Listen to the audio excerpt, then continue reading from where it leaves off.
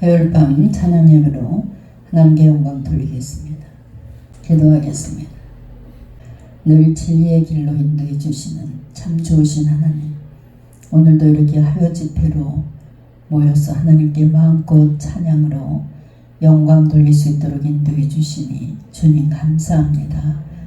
아버지 하나님, 세상에서 묻은 죄의 때를 이 시간도 정결하게 씻어주시고 깨끗한 심령으로 새로워지게 주님 도와주시옵소서. 또 예배를 통해서 막혀있던 인생의 모든 문제들이 회복되는 놀라운 역사가 있게 주님 도와주시옵소서. 또 말씀을 들을 때 영안의 길을 활짝 열어주시고 오늘의 말씀을 삶의 지표로 삼을 수 있도록 주님 함께하여 주시옵소서. 감사드리며 우리 주 예수님의 이름으로 기도했습니다. 아멘. 할렐루야. 오늘 말씀은 영혼까지 지키시는 하나님, 이런 말씀으로 은혜를 나누겠습니다. 본문은 시편 중에서 많은 애송되는 시 가운데 하나입니다.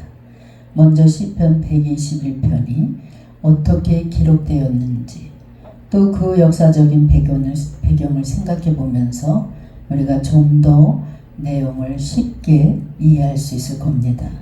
우리가 잘 알고 있듯이 이스라엘 백성들은 바벨론의 포로로 끌려가서 말할 수 없는 고통과 고난을 받았습니다. 장장 70년이라는 오랜 세월을 동안 그들은 온갖 고통을 다 겪었습니다. 그러다가 하나님의 은혜로 해방의 기쁨을 맞이하게 됩니다. 그들은 포로 생활하던 바벨론을 출발해서 예루살렘으로 돌아오게 되었습니다. 이런 배경 속에 쓰여진 그런 시편이 이런 배경 속에서 쓰여졌습니다. 그 내용을 잠깐 우리가 살펴보겠습니다. 어떤 이름 모를 시인이 눈을 들어서 주위에 있는 산들을 이렇게 바라보았어요. 그러나 그 시인에게는 산만 보인 게 아니었습니다. 그는 예전에는 산만 보였는데 언제부턴가 산을 이렇게 바라보면 그 바라보던 시선이 달라졌습니다. 그는 믿음의 눈을 통해서 그 산 배후에 있는 그 존재를 바라보는 영안이 열린 것입니다. 바로 그 산을 지으신 하나님을 바라보게 된 것입니다. 또 거기에 한 걸음 더 나가서 그 산을 지으신 하나님께서 하나님의 백성을 도와주고 계신다. 이 은혜를 깨닫고 감격하면서 이제 하나님을 찬양했습니다. 본문을 보면 계속해서 반복적으로 사용하는 단어가 있습니다. 그것은 지켜주신다는 것입니다. 하나님께서 지켜주신다는 말을 반복해서 사용하고 있습니다. 이 짧은 시에서 지켜주신다는 말이 6번이나 반복적으로 나오고 있습니다. 하나님은 우리가 광야와 같은 인생길을 처음 시작할 때부터 영혼까지 천국에 이르는 그 시간까지 우리의 모든 출입을 지켜주시고 보호해 주시는 줄 믿으시기 바랍니다. 얼마나 감사할 말씀입니까? 참으로 아름다운 시라, 이렇게 말할 수 있습니다. 그러면 본문을 통해서 하나님께서 어떻게 우리를 영혼까지 지키시는지 살펴보면서 우리가 오늘 이 시간 은혜를 나누겠습니다. 3절을 보니까 우리를 지키시는 하나님은 졸지도 아니하신다 그랬어요. 하나님은 종종 양을 지키는 목자로 비유하는데 목자의 사명 중에 하나가 무엇입니까? 양머리를 보호하는 것이 목자의 사명입니다. 사나운 짐승이 양떼를 해치지 못하도록 보호해 줍니다. 그래서 목동에서 이스라엘 왕으로 이제 왕까지 된 다윗은 시편 23편 4절에서 내가 사망의 음침한 골짜기로 다닐지라도 해를 두려워하지 않을 것은 주께서 나와 함께 하심이라. 주의 지팡이와 막대기가 나를 안위하시나이다. 할렐루야. 목자는 사나운 짐승으로부터 양떼를 지키기 위해서 그 양떼에서 잠시라도 눈을 떼지 않는다는 사실입니다. 초원 위에 누워서 편안하게 낮잠도 자면서 즐기기도 하고, 마음으로는 양떼를 그런 마음으로 지킨다면 양 한 마리도 지키지 못합니다. 근데 목자들은 뭐예요? 그냥 불꽃 같은 눈으로 혹시 솔개가 양을 채갈까 아주 불꽃같이 지키고 있습니다. 다윗은 양치는 경험을 되새기면서 시편 23편에서 하나님을 성실한 목자로 그렸으며, 또 본 시편 저자도 졸지도 않고 자기 양떼를 지켰다. 이렇게 목자의 모습을 하나님의 모습으로 그리는 모습을 봅니다. 미국의 젊은 선교사 하나가 식인종들이 살고 있는데 한 섬에 선교를 하러 갔습니다. 간다고 이렇게 선언을 했어요. 근데 친구들이 그 선교사에게, 아니 거기 들어가면 100% 죽는다. 식인종들이 우글거리는 그곳에 가서 살아남지 못한다. 그러면서 아주 가지 못하게 그냥 결사적으로 말렸습니다. 하지만 이 선교사는 그런 식인종일수록 예수님의 복음을 전해서 사람 잡아먹는 일을 못하게 만들어야 된다. 예수가 저들의 심령 속에 들어가야 사람을 잡아먹는 일을 안 하게 된다. 악습감을 버리게 된다면서 희생을 각오하면서 나는 꼭 저기 가서 선교를 해야 되겠다 결심을 했습니다. 저들의 영혼을 영원히 멸망당하게 할 수 없다 하면서 배를 빌려서 타고 성으로 들어갑니다. 선교사가 식인종 마을에 도착하게 되자 그들이 혼자 와야지만 받아들이겠다, 이렇게 식인종들이 선언을 했어요. 누가 같이 올 사람도 없고 나 혼자 왔습니다. 그러니 이 섬에 들어가게 달라고 이렇게 간청을 했어요. 그들은 혼자 온 곳을 이렇게 다 배를 다 샅샅이 뒤지고 혼자 온 곳을 확인한 다음에 이 선교사를 마을로 들어오게 했습니다. 그날 밤 선교사는 천막을 치고 하룻밤을 지내게 되었어요. 한밤중에 식인종들이 이 선교사를 어떻게 하면 요리를 해 먹을까, 맛있게 이렇게 요리를 해서 끓여 먹을까, 이래서 살금살금 천막에 이렇게 가봤어요.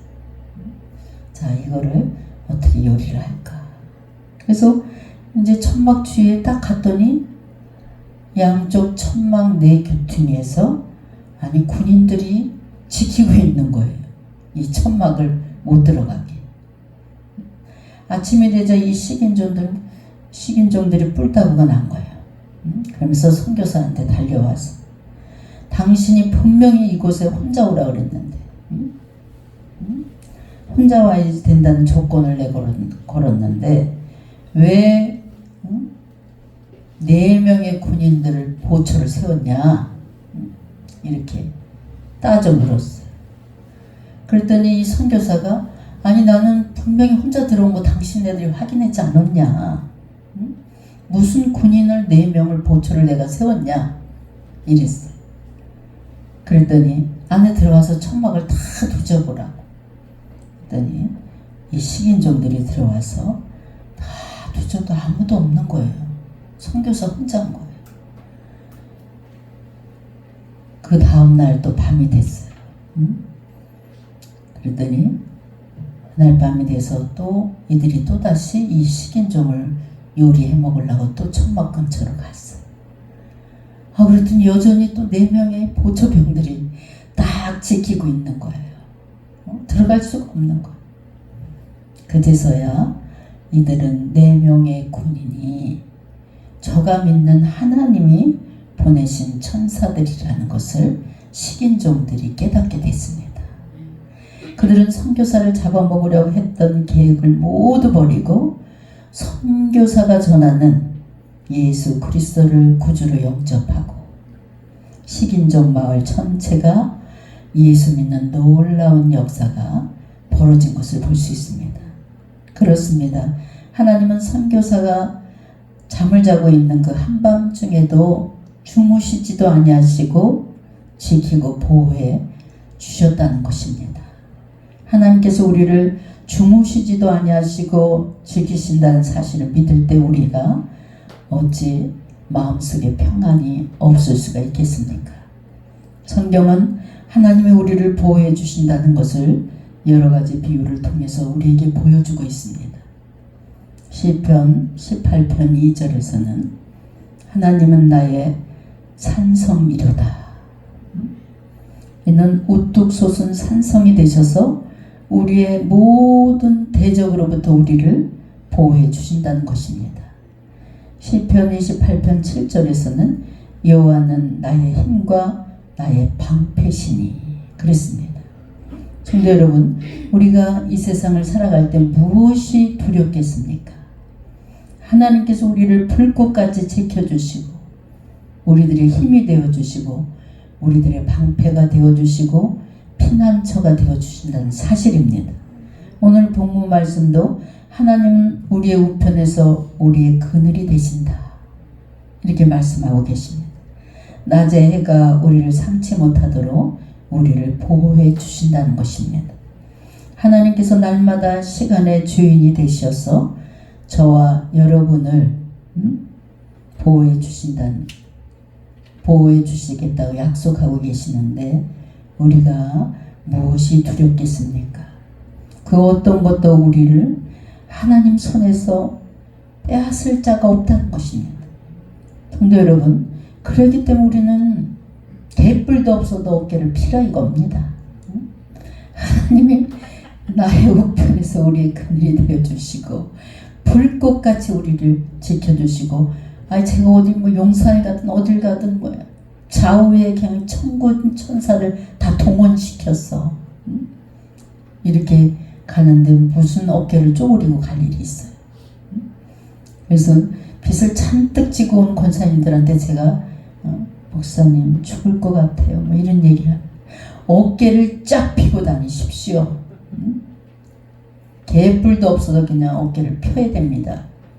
예수 믿는 사람의 특징입니다. 제 글에. 하나님께서 졸지도 아니하시고 주무시지도 아니하시고 우리를 보호해 주신다는 거예요. 성도 여러분, 평안하게 살아가는 여러분이 되시길 주의 이름으로 축원합니다. 우리가 아무리 끙끙대고 고민하고 이불을 뒤집어 쓰고 고민해도 소용없어요. 모든 문제의 키를 가지고 계신 분은 주님 한 분이에요. 하나님께서 명령하시면 끝나는 거예요. 목자가 양무리를 지킬 때 가만히 서서 보고만 있는 것이 아닙니다. 양들이 나가는 길, 이 길목이 어딘가 잘 살펴보면서 인도해 주시는 것이 바로 목자의 사명입니다. 어디를 가야 푸른 초장이 있고 어디를 가야 맑은 시냇물이 있는지 이런 것을 다 파악하고 양떼를 인도한다 이겁니다. 이처럼 하나님은 늘 우리를 가장 좋은 길로 가장 선한 길로 인도해 주신다는 사실을 믿으시기 바랍니다. 물론 경우에 따라서 사방이 다 음침한 골짜기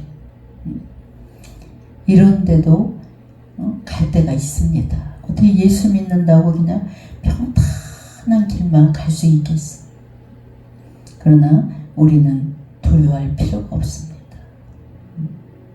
무서워할 필요도 없어요. 그때도 하나님이 우리를 인도해 주고 계신다는 사실을 우리는 늘 마음속에 기억해야 됩니다. 비록 사망의 음침한 골짜기를 다닌다 할지라도 그것이 바로 푸른 초장 쉴만한 물가로 인도되는 그런 지름길이라 이렇게 생각하시고 평안한 마음을 가지시길 주의 이름으로 축원합니다. 성도 여러분, 왕은 하나님으로 인하여 기뻐하고 크게 즐거워합니다. 그럼 왜 기뻐하고 즐거워했겠습니까?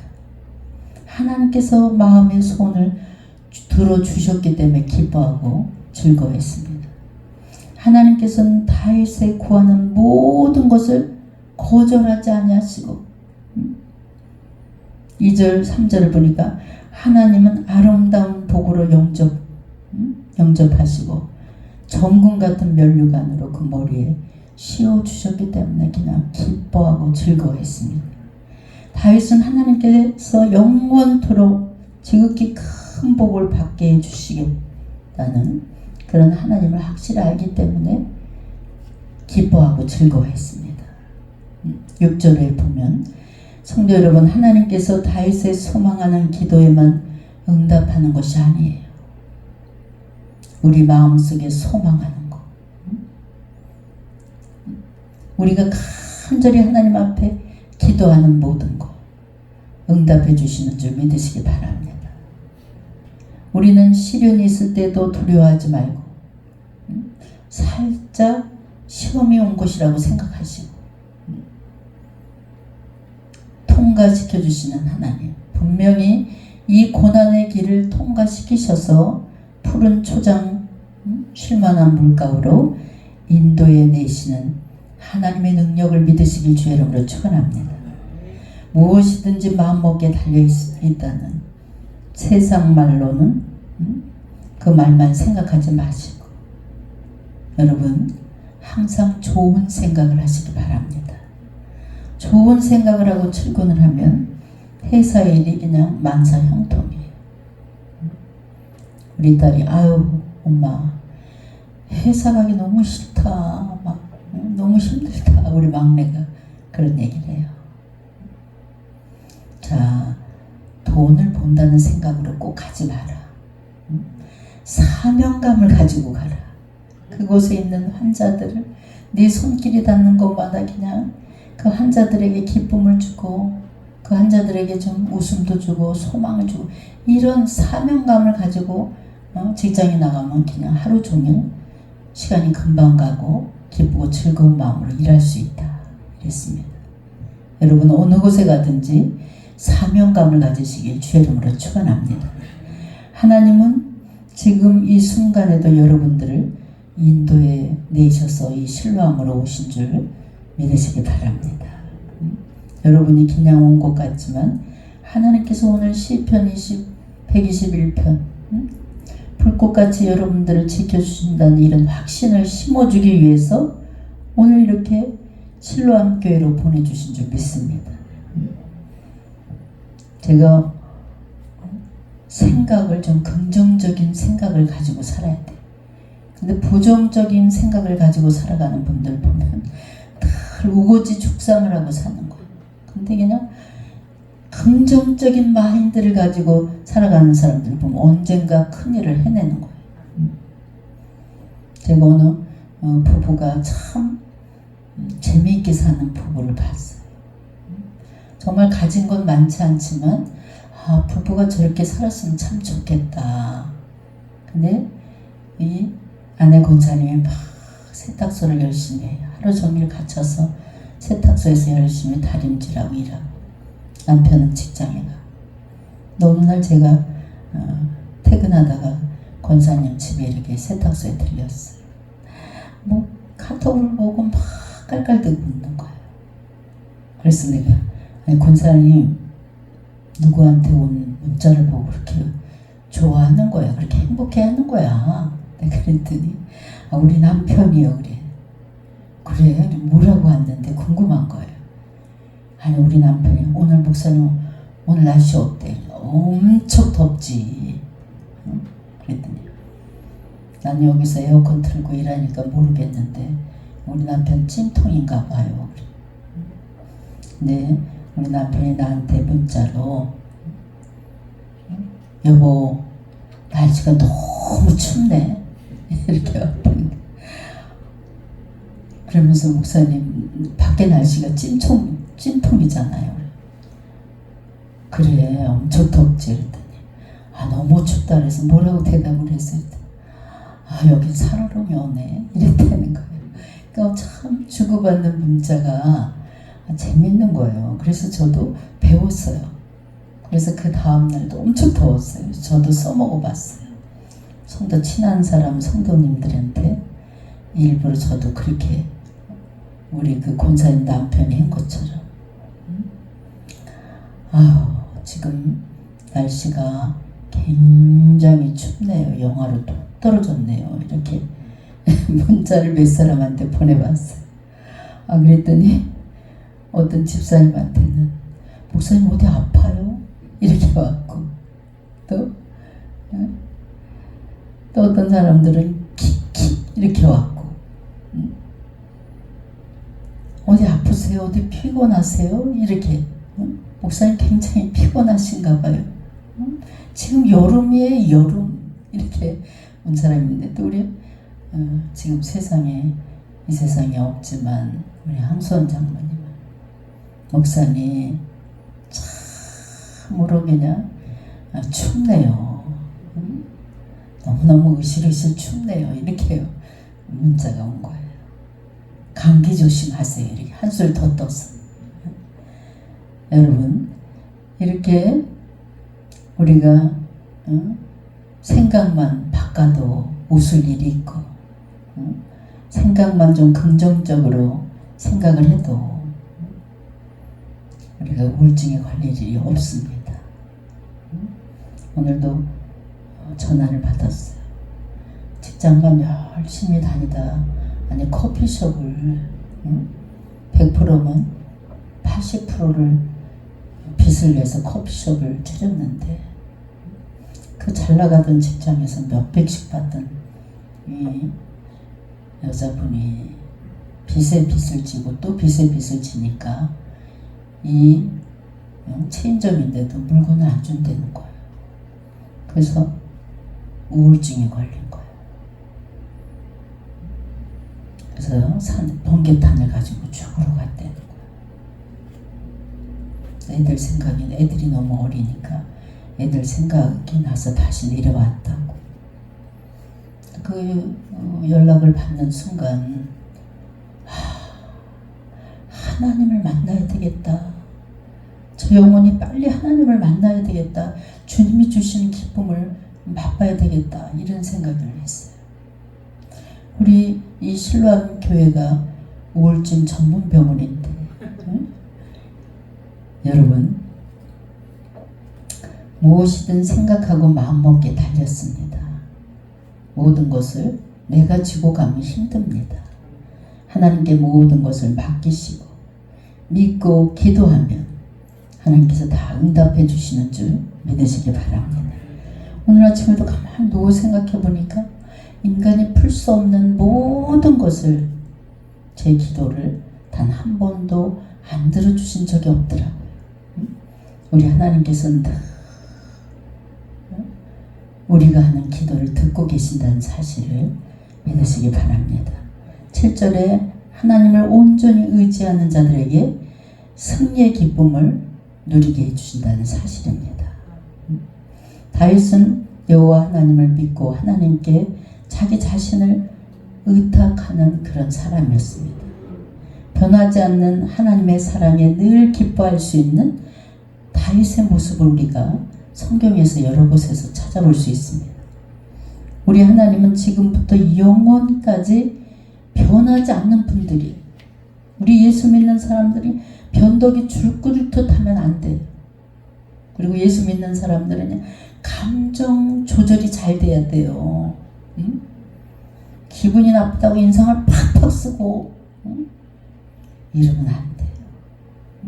기분이 나빠도 그냥 상냥하게, 기분이 나빠도 그냥 내가 웃어줌으로써 상대도 기분 좋게, 감정 조절을 잘할 수 있는 여러분 되시기 바랍니다. 영원하신 하나님, 변치 않는 하나님, 그 사랑 속에 우리가 살아가고 있습니다. 어떤 상황 속에서도 이렇게 하나님의 사랑을 확실히 아는 사람은 헤매지 않습니다. 성도 여러분, 항상 변치 않는 하나님만 의지할 수 있는 여러분의 믿음이 되시기 바랍니다. 목자가 양무리를 푸른 초장과 실만한 물가로 인도하는 이유가 무엇입니까? 양들에게 좋은 꿀과 또 맑은 시냇물을 먹여서 양들을 살찌우게 만들려고 이렇게 인도하는 겁니다. 마찬가지입니다. 하나님은 우리를 늘 좋은 곳으로 인도해 주십니다. 우리에게 풍성함을 늘 공급해 주시길 원합니다. 이스라엘 백성들이 광야에서 배고파할 때 하나님께서 하늘에서 어떻게 만나와 메추라기를 아주 실컷 먹게 내려주셨어요.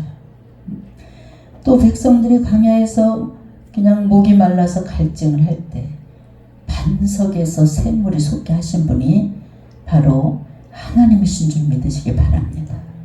그렇습니다. 하나님께서는 우리 생활에 필요한 모든 것을 그때그때 다 채워주셔요. 풍성하게 공급해 주시는 하나님이신 줄 믿으시기 바랍니다. 항상 우리에게 생명수와 같은 생명의 양식을 공급해 주신다는 사실을 기억하시기 바랍니다. 또 예수님께서는 우리를 고아와 같이 버려주지 않는다. 요한복음 14장 18절에 성도는 고아가 아닙니다. 하나님의 자녀이고 하나님의 관심의 대상이 바로 성도들이에요. 늘 우리는 하나님의 관심을 받고 살아가는 줄 믿으시기 바랍니다. 그렇기 때문에 원하는 거 다 들어주셔요. 사도 바울은 빌립보서 4장 19절에서 이렇게 말씀합니다. 나의 하나님의 그리스도 예수 안에서 영광 가운데 그 풍성한 대로 너희의 모든 쓸 것을 채우시리라. 아멘. 우리의 필요한 것을 채우되 풍성하도록 채워주신다는 것입니다. 이렇듯 하나님은 아주 넉넉하신 분이 하나님이십니다. 저도 이번에 하나님께 너무 감사했어요. 아니 우리 아들 요한이가 이제 학교를 가야 되는데 등록금이 어디가 있는지로 찾을 수도 없고 돈도 없는 거예요. 그러니까 뭐 은행장인 하나님께 쫄를 수밖에 없어요. 하나님 돈도 없고 하나님 이 아들 맡겨주셨잖아요. 책임지신다고 그러셨잖아요. 하나님이 등록금으로 고민하는 일 없도록 주님 해결해 주세요. 이렇게 계속해서 그냥 한 달 전서부터 하나님 기도했어요. 이 기도는 하나님 얘다 여기 따르고 그냥 돈보따리를 한 보따리 뚝 떨어뜨려 주시는 분이 아니에요. 참으로 우리 딸이 따거든요. 엄마 장학금 주는데 거기 알아봐. 거기 알아봤어? 그러는 거예요. 이게 하나님의 응답이요. 그래서 장학금 주는데 신청을 했더니 그 학점이 돼야 되는 거예요. 그래서 우리 요한이 저는 우리 아이들을 키우면서 한 번도 너 몇 점 맞았니? 점수를 물어본 적이 없어요. 제가. 또 여기 학생들 대학교 뭐 입시 문제를 이렇게 올 때 항상 등수를 물어보지 않아요. 그냥 인격만 1등이면 된다 이거예요, 저는. 근데 처음 조심스럽게 우리 아들에게 아니 학점이 될란가 모르겠네. 엄마 저 지금까지 내 일은 내가 합니다. 다 그랬는 거예요. 근데 하나님께서 정말 장학금으로 등록금을 주셨어요. 얼마나 하나님께 감사한지. 정말 우리가 구하지 않았기 때문에 못 받는 게 아닌가 이런 생각을 해봅니다. 여러분 아무것도 염려할 필요가 없습니다. 그래서 우리 주님은 마태복음 6장 27절에 너희 중에 누가 염려함으로 그 키가 한 자나 더할 수 있느냐라고 하셨습니다. 분명히 지금 설교를 들을 때 아니 저 목사님 예전에 한번 제가 이 설교할 때 그런 소리 들었어요. 아니 목사님 무슨 저런 소리를 하는 거야. 응? 풍성하게 그냥 맨날 눈만 뜨면 눈 뜨기 싫어요. 응? 눈만 뜨면 쪼들리는데 살 수 없는데 무슨 풍성한 데를 인도해 주신다. 응? 여러분 그 질문은 저에게 어떤 집사님이 했어요. 아니 목사님 설교에 체했다는 거예요. 무슨 눈만 뜨면 빚쟁이가 달게 들고 눈만 뜨면 생활이 점점 쪼들리지고 이런 판에 무슨 우리 주님이 그냥 풍성하게 먹이시고 입히신다고 그러냐. 집사님 설교를 이 설교 말씀을 심령으로 받아 먹으십시오. 그래야 이 말씀이 생활 속에 열매 맺고 꽃이 피고 열매를 풍성하게 맺는 것입니다. 제가 그랬어요. 여러분 순종하는 사람에게 하나님께서 복의 복을 더해 주십니다. 그리고 하나님의 말씀을 믿어야 됩니다.